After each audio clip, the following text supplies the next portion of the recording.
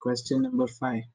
A 3-month-old boy presents to his pediatrician with persistent diarrhea, oral candidiasis, and signs and symptoms of suggestive respiratory syncytial virus pneumonia (RSV). His weight is in the 10th percentile for his age. He is being evaluated for an immunodeficiency disease. Laboratory results for human immunodeficiency virus are negative by polymerase chain reaction. Okay. Which of the following is most likely etiology of the findings in this patient? Read the question carefully. Okay, it's giving you a picture of HIV-like syndrome, persistent diarrhea, oral candidiasis, and RSV pneumonia. But his HIV test is negative.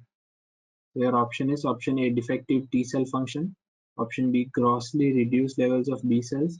Option C, an X-linked inheritance of HLA genes. Option D, defective isotype switching. Option E, selective IgA deficiency. Okay, so question 5. 3-month-old boy presents to pediatrician with oral. Yeah, so here all the T cell, whenever the T cells are not functioning, symptoms that you get is persistent diarrhea. Persistent diarrhea is from either cryptococcal diarrhea, okay, oral candidiasis, and signs and symptoms of suggestive respiratory syncytial virus. So viral, fungal and viral diseases suddenly start to sprout. Okay, that is seen in a T cell deficiency state. So he is being evaluated for immunodeficiency disease. Laboratory results for HIV are negative. So since HIV is negative, what else? So from the options we see defective T cell function is the only option. Grossly reduced levels of B cells. Now B cells would cause something like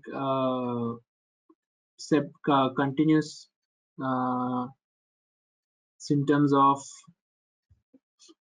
pneumococcal sepsis or something like that. X-linked inheritance of HLA genes, not this is something totally different. Defective isotype switching. Over here also we'll have IgM, hyper IgM, the selective IgA deficiency. This is absolutely rare. This is associated with mucosal membranes. So that is also not seen over here. Right.